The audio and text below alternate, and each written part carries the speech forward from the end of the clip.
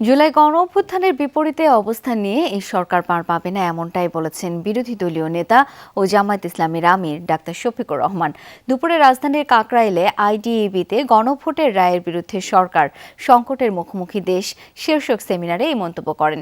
বলেন, গণভোটের রায় বাস্তবায়নে যে আন্দোলন শুরু হয়েছে তা সফল না হওয়া পর্যন্ত থামবে না। সিলন টি রপ্তানিতে শীর্ষে। এ সময় তিনি জনগণকে আন্দোলনের প্রস্তুতি নেওয়ার আহ্বান জানান। একই সেমিনারে বিরোধী দলীয় চিফ হুইপ নাহিদ ইসলাম বলেন, এই মুহূর্তে যুদ্ধ পরিস্থিতি ও হাম নিয়ে সংসদে আলোচনার প্রয়োজন ছিল, কিন্তু জাতির দুর্ভাগ্য এখন জুলাই সনদ, গণভোট ও সংস্কার নিয়ে আলোচনা করতে হচ্ছে।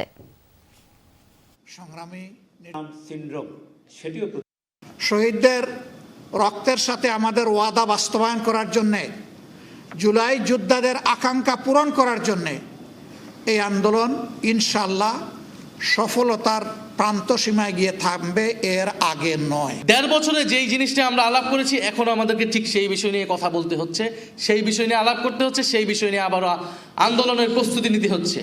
এবং জাতিকে এই দুর্যোগে টেনে এনেছে বিএনপি, ফলে বিএনপিকে এর দায়ভার এবং এর পরিণতি ভোগ করতে হবে।